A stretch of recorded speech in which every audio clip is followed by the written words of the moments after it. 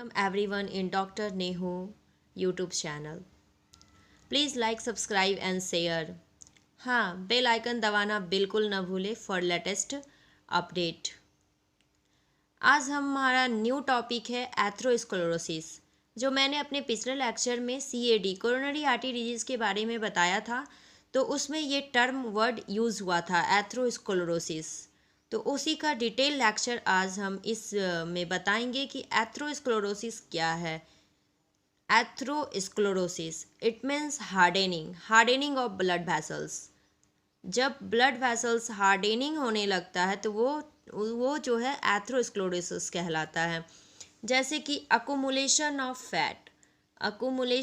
Fat in wall of blood vessels, artery and when, hardening of blood vessels due to increased level of cholesterol in blood और serum. Blood और serum में अगर cholesterol का level increase कर जाता है, बढ़ जाता है, तो वहाँ क्या होगा, डिपोजिशन होने लगता है, फैट डिपोजिशन होने लगता है, जिससे कि आर्टरी और वेन जो है हार्डनिंग होने लगता है, हार्ड होने लगता है, और इसकी वजह से ब्लड जो है प्रॉपर अमाउंट में हार्ट को नहीं मिल पाता है और फिर फंक्शन जो है प्रॉपरली नहीं हो पाता है। तो सिंपली वर्ड में हम डिफाइन कर सकते हैं, accumulation of fat in wall of blood vessels और hardening of blood vessels due to increase level of cholesterol in blood और serum term as atherosclerosis.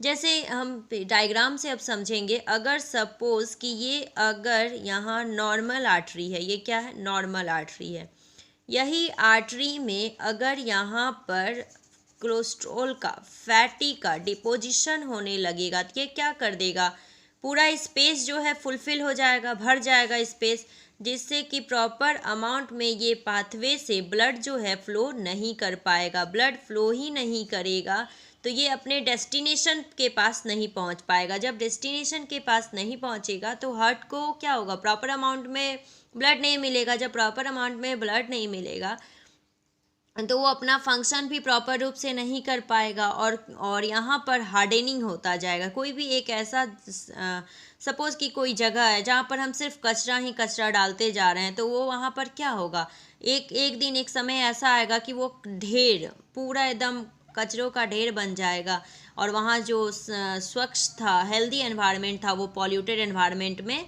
Convert हो जाएगा। जस्ट लाइक डैट यहाँ भी है कि अगर आर्टरी और वेन में अकुमुलेशन हो रहा है फैट का, ब्लड वेसल्स का, जिससे कि क्या हो रहा है कि ब्लड वेसल्स जो है हार्ड हो रहा है कोलेस्ट्रॉल लेवल बढ़ने की वजह से ब्लड और सीरम में, तो ये टर्म जो है एथेरोस्क्लेरोसिस, ये कंडीशन जो है एथेरोस्क्लेरोसिस को क्रिएट कर देता है। अब हम देखेंगे कि एथेरोस्क्लेरोसिस होने के रिस्क एटियोलॉजी क्या है, कॉजेस इट मीन्स कारण क्या है, रिस्क फैक्टर किस किस में ये होने के चांसेस ज़्यादा रहते हैं, इन सभी चीज़ों को हम देखेंगे। जैसे कि जेनेटिक मैंने पहले भी बहुत बार इस वर्ड को रिपीट कर चुकी हूँ कि जेनेटिक ये जो है एक जनरेशन से दूसरे जनरेशन में कुछ भी चीज़ को ट्रांसफ़र करता है। जानते हैं कि जेनेटिक ट्रांसफॉर्मेशन होता है one generation to another generation. Environmental reason हो सकता है, एनवायरमेंटल में जैसे कि अगर पॉल्यूटेड एरिया है वो उसको हम इनहेल कर रहे हैं तो वहाँ पर जाके आर्टरी के पास क्या होगा कि वो डिपॉजिट हो रहा है, वो अपना एक लेयर बनाते जा रहा है, तो उससे क्या होगा कि वो एकदम से वहाँ पर डिपोजिशन होगा, लेयर बनेगा, वो हार्ड सरफेस बनाते जाएगा। जो वो नॉर्मल वे में स्ट्रक्चर था वो स्ट्रक्चर क्या होगा, चेंज हो जाएगा और ये पाथवे डिस्टर्ब होगा, जिससे कि ब्लड प्रॉपर अमाउंट में ट्रैवल नहीं कर पाएगा। अगर कोई पर्सन है जो स्मोकिंग करता हो, स्मोकिंग कर रहा है तो स्मोकिंग में क्या है, उसमें भी निकोटीन प्रेजेंट होता है, वो भी वही काम करेगा, आर्टरी को इफेक्ट करेगा, ब्लड वेसल्स को इफेक्ट करेगा, वो हार्ड हो जाएगा, हार्ड होगा तो फिर वही सेम प्रॉब्लम क्रिएट होगा। अगर कोलेस्ट्रॉल लेवल बढ़ रहा है तो उससे क्या होगा कि फैट का अकुमुलेशन होगा तो भी प्रॉब्लम हो सकता है। डायबिटीज़ के पेशेंट को ये होने के चांसेस ज़्यादा रहते हैं। ओबिसिटी तो सारे डिजीज़ के मेन कॉज है, ये हमने अपने पिछले लेक्चर में भी क्लियर से बताया है। और फिजिकल इनएक्टिविटी, अगर कोई पर्सन है जो प्रॉपर एक्सरसाइज नहीं कर रहा है, अगर एक्सरसाइज नहीं करता है तो वो क्या है, वो उसमें एक्टिविटी नहीं हो रहा है। एक्टिविटी अगर कोई पर्सन नहीं करता है तो वो एक डिजीज़ का घर को प्रिपेयर कर रहा है, उसके अंदर जो है पूरा लेजीपन आएगा, टायर्डनेस आएगा और उसको कोई भी काम करने का मन बिल्कुल नहीं करेगा।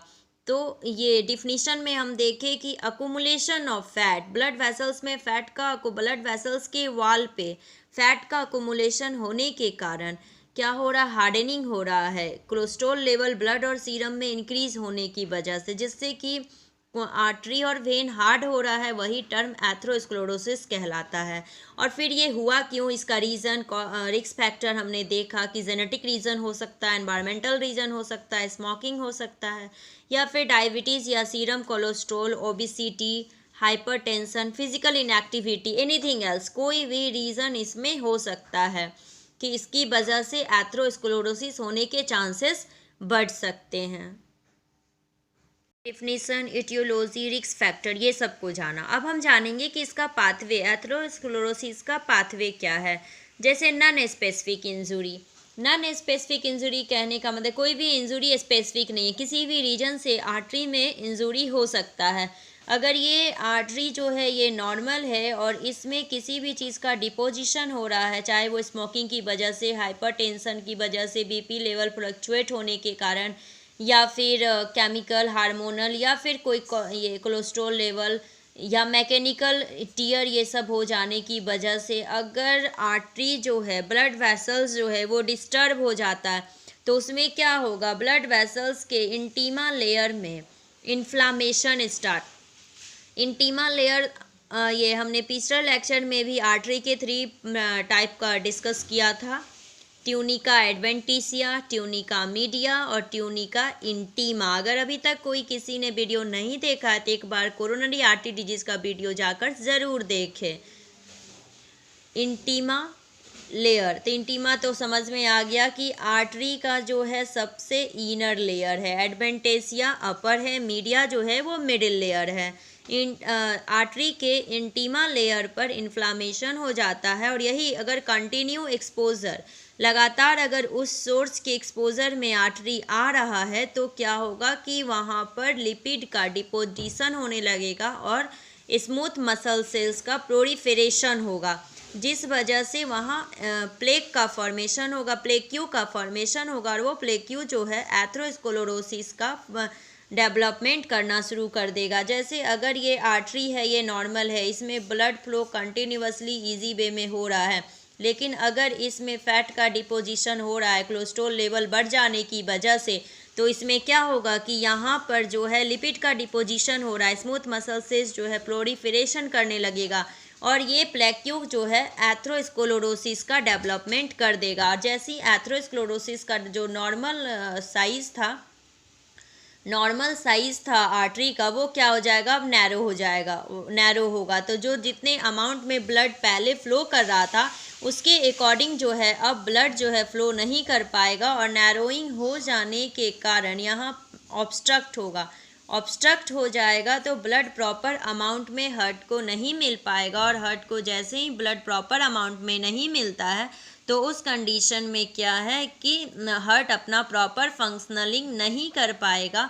और क्योंकि कोरोनरी जो आर्टरी है जो ब्लड सप्लाई कर रहा है हार्ट को, वो हार्ड हो चुका है, हार्डनिंग हो चुका है, एथेरोस्क्लेरोसिस के कंडीशन को वो डेवलप कर चुका है और जिसकी वजह से वो एथेरोस्क्लेरोसिस जो है कंडीशन क्रिएट हो सकता है, उस पर्सन में एथेरोस्क्लेरोसिस होने के चांसेस दिख सकते हैं और इससे फर्दर बहुत सारे प्रॉब्लम क्रिएट हो सकते हैं। अब हम इसका साइन सिम्टम्स देखेंगे, क्लिनिकल मैनिफेस्टेशन करेंगे कि उस पर्सन को क्या क्या प्रॉब्लम हमको दिखेगा। मैनिफेस्टेशन में एंजाइना पेक्टोरिस हमको देखने को मिलेगा। एंजाइना पेक्टोरिस क्या होता है इसका डिटेल जो है हमने अपने लेक्चर में, प्रीवियस लेक्चर में बता चुकी हूँ। एक बार वहाँ अगर नहीं देखे हैं अब तक उस वीडियो को तो जाकर ज़रूर देखें। MI, मायोकार्डियल इंफार्क्शन, इसका भी जो है डिटेल लेक्चर हमने दे चुका है, एक बार जाकर आप देख सकते हैं। रीनल इनसफिशियंसी, ये सब साइन सिम्टम्स हमको एथेरोस्क्लेरोसिस वाले पेशेंट में नज़र आएगा। अगर एंजाइना पेक्टोरिस और मायोकार्डियल इंफार्क्शन का लेक्चर आप लोग अभी तक नहीं देखे हैं तो एक बार जाकर हमारे प्रीवियस लेक्चर को ज़रूर देखें। वहाँ पर जाकर जाने कि एंजाइना पेक्टोरिस क्या है, मायोकार्डियल इंफार्क्शन क्या है, इन सभी में क्या क्या होता है हमने कंप्लीट बता चुकी हूँ। एक बार आप जाकर ज़रूर वहाँ देखें। Please keep watching. फिर डायग्नोस्टिक इवैल्यूएशन करेंगे। डायग्नोस्टिक इवैल्यूएशन में हिस्ट्री कलेक्शन में पता करेंगे पास्ट प्रेजेंट में उसको कोई प्रॉब्लम तो नहीं हुआ था, इससे रिलेटेड कोई रीनल प्रॉब्लम तो नहीं था, या हार्ट से रिलेटेड कोई डिजीज तो नहीं था, टायर्डनेस है या फिर कुछ वर्किंग फिजिकल इनएक्टिविटी नहीं करते हैं, या इन सारे चीज़ों को हम पता करेंगे, हिस्ट्री कलेक्शन करेंगे। या कोई जेनेटिक प्रॉब्लम तो नहीं, आप स्मोकिंग तो नहीं करते हो, ये सब चीज़ हम उनसे पूछेंगे। फिर आर्टियोग्राफी करवाएंगे, जिसमें हमको आर्टरी पे अगर कोई चीज़ का डिपोजिशन हुआ है तो ये सारे चीज़ का हमको डिटेल मिल जाएगा। ईसीजी करवाएंगे। एमआरआई का full form, good, magnetic resonance imaging. Anybody, MRI का full form, magnetic resonance angiography, CT, computed tomography. ये सब कुछ जो है हम करवाएंगे उस पेशेंट से, जिससे कि हम कंफर्म हो सकते हैं कि हाँ ये जो पेशेंट है उसको एथेरोस्क्लेरोसिस ही हुआ है। उसमें ये एमआरआई कराएंगे। एमआरआई में मैग्नेटिक रेजोनेंस एंजियोग्राफी से पता चल जाएगा कि सच में ऐसा प्रॉब्लम है या नहीं। फिर इसका जो है जब हम कंफर्म हो जाते हैं, डेफिनीशन से हमको पता चला, जब डेफिनीशन तो हम लोग जान गए कि एथेरोस्क्लेरोसिस क्या है, उसके कॉजेस देखे, रिस्क फैक्टर देख लिए, क्लिनिकल मैनिफेस्टेशन भी हमने जाना। जब डायग्नोस्टिक इवैल्यूएशन करवाते हैं उस पेशेंट का तो हम कंफर्म हो जाते हैं कि हाँ वो पेशेंट जो है वो सफ़र है। डायग्नोस्टिक इवैल्यूएशन से ही पता चल गया कि वो सफ़र है एथेरोस्क्लेरोसिस से। तो इसका मेडिकल मैनेजमेंट क्या होगा ये करवाएंगे। जैसे कि मेडिकल मैनेजमेंट पे एंटीकोगुलेंट या फिर एंटीप्लेटिलेट थेरेपी ये सब चलता है। लिपिड लोअरिंग एजेंट देंगे, क्योंकि हमने देखा था कि आर्टरी में जो है वो किस लिपिड का डिपोजिशन हो रहा था, अकुमुलेशन हो रहा था, उसकी वजह से आर्टरी का शेप जो है नॉर्मल शेप नैरो हो रहा था और ब्लड जो है प्रॉपर इनएडिक्वेट अमाउंट में सप्लाई हो रहा था, एडिक्वेट अमाउंट में सप्लाई नहीं हो पा रहा था। तो इसमें जो है हम लिपिड रोयलिंग एजेंट में जो है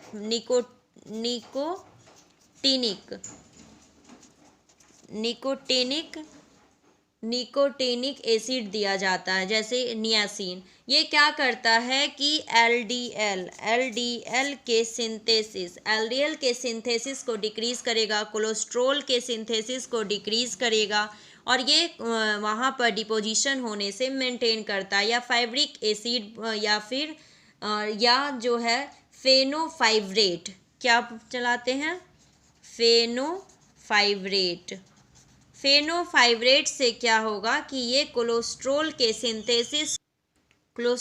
सिंथेसिस को क्या करता है, रिड्यूस करता है। अगर मेडिकल मैनेजमेंट से प्रॉपरली ठीक नहीं हो पाता है तो उस कंडीशन में फिर सर्जिकल मैनेजमेंट किया जाता है। सर्जिकल मैनेजमेंट में जनरली मेन रूप से सर्जरी होता है, जो पीटीसीए का full form, anybody else, percutaneous transluminal coronary angioplasty. क्या बताएं, परक्यूटेनियस ट्रांसलुमिनर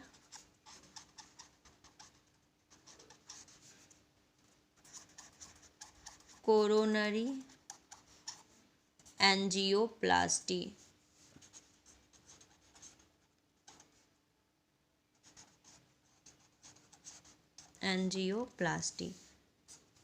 फिर CABG, coronary artery bypass grafting, coronary artery bypass grafting.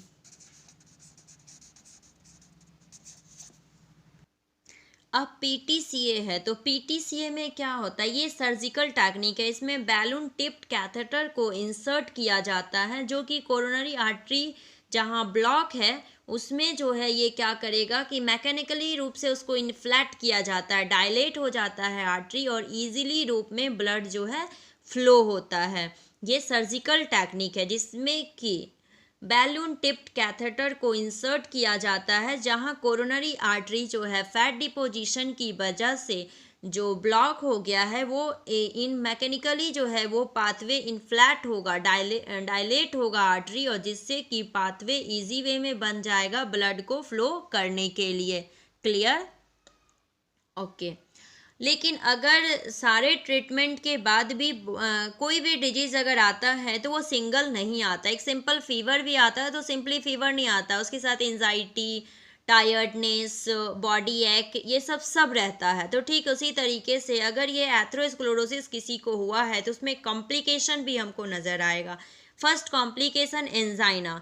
Angina का जो टाइप है स्टेबल और अनस्टेबल, ये कॉम्प्लिकेशन होने के चांसेस हो सकते हैं। एंजाइना रिलेटेड है चेस्ट पेन वर्ड से, चेस्ट में पेन दिखेगा। अनस्टेबल इट मीन्स कि रेस्ट पोजीशन पे पेशेंट को पेन होगा। मायोकार्डियन इंफाक्शन भी हो सकता है, हार्ट फेल्योर या रीनल फेल्योर, ये सारे कॉम्प्लिकेशंस जो है हमको नज़र उस पेशेंट में आएगा। तो जब हम इतने सारा देखने के बाद अब हम इसका मैनेजमेंट क्या करेंगे। नॉर्मल मैनेजमेंट हम बताते हैं कि इसमें क्या करना है और क्या नहीं करना है, जिससे कि हम कॉम्प्लिकेशन से बच सकते हैं। ये एथेरोस्क्लेरोसिस जो डिजीज़ है इससे भी हम खुद को प्रोटेक्ट कर सकते हैं। जिस भी पेशेंट को, जो भी पर्सन है जो एथेरोस्क्लेरोसिस से सफ़र है, हम उसको ये बताएंगे, इंस्ट्रक्शन देंगे कि client can reduce intake of saturated fat and cholesterol. उसको इंस्ट्रक्ट करेंगे कि वो जो सैचुरेटेड फैट या कोलेस्ट्रॉल ले रहा है उसको कम कर दे, क्योंकि उसी से आर्टरी पे जो है इफेक्ट पड़ रहा है। नॉर्मल आर्टरी जो है नैरोइंग हो रहा है। या फिर मीट या फैट जो ले रहा है उसको लेने से मना करेंगे। जो मिल्क फैट ले रहा है, डेयरी प्रोडक्ट जो ले रहा है, उसको भी कम करने के लिए बोलेंगे, वो नहीं ले। ये फिर vegetable oil, use vegetable oil rather than coconut और palm oil in cooking and food preparation. उसको हम बोलेंगे वेजिटेबल ऑयल को यूज़ के जगह जो है कोकोनट या फिर पाम ऑयल को यूज़ करें। कुकिंग मेथड जो है, कुकिंग मेथड में हम लोग उसको बोलेंगे कि फ्राइंग ना करने के लिए, स्टीमिंग, बेकिंग, ये सब जो है मेथड कम यूज़ करने के लिए। फिर एडमिनिस्टर करेंगे लिपिड रोइनिंग एजेंट। लिपिड्स जो जैसे फाइब्रिक डाइट बोलेंगे उसको लेने के लिए। ये अगर ये सारे चीज़ वो मेंटेन करता है पेशेंट, तो कॉम्प्लिकेशन से, फर्दर कॉम्प्लिकेशन से वो बच सकता है। तो हमने क्या देखा कि एथेरोस्क्लेरोसिस का अगर आर्टरी के पास फैट का डिपोजिशन होता है, या फिर स्मोकिंग की वजह से, कोई भी जेनेटिक रीज़न की वजह से, या फिर ओबेसिटी, हाइपरटेंशन या फिजिकल इनएक्टिविटी नहीं होने के कारण अगर ये सारे प्रॉब्लम क्रिएट होते हैं, उसमें साइन सिम्टम हमको मायोकार्डियन इंफाक्शन या एंजाइना पेक्टोरिस के दिखते हैं, रीनल इनसफिशियंसी के नज़र आते हैं, और पाथवे भी हमने देखा कि किस तरीके से वो हुआ कि इंटीमा लेयर पर इन्फ्लामेशन हुआ, क्योंकि वहाँ जो है डिपोजिशन होने लगा, ये फैट डिपोजिशन होने लगा, जो प्लोरीफेरेट, हमने देखा कि प्लोरीफेरेट होने लगा स्मूथ मसल्सेस, और प्लेक्यू का फॉर्मेशन करने लगा, जिससे कि वो ब्लड फ्लो का जो पाथवे है वो नैरो हो गया, ऑब्स्ट्रक्ट हो गया, और हार्ट के पास प्रॉपर अमाउंट में ब्लड नहीं पहुंचा, क्योंकि आर्टरी जो है, ब्लड वेसल्स जो है, जो हार्ट को ब्लड पहुंचाता है, वो खुद हार्ड हो गया। इस वजह से प्रॉपर अमाउंट में ब्लड जो है नहीं पहुंच पाया, और हम हार्ट जो है प्रॉपर अमाउंट में ब्लड नहीं पहुंचा तो हार्ट प्रॉपरली वर्क नहीं कर सकता है, जिसका हम लोग सर्जिकल मैनेजमेंट किए, मेडिकल मैनेजमेंट किए, उससे बहुत सारे कॉम्प्लिकेशन भी नज़र आया। अगर हमारा ये लेक्चर आपको पसंद आया, नॉलेज दिया, तो आप प्लीज़ एक बार लाइक सब्सक्राइब ज़रूर कर दें, और शेयर भी ज़रूर से ज़रूर करें। Keep supporting, keep watching. Thank you for watching. Thanks.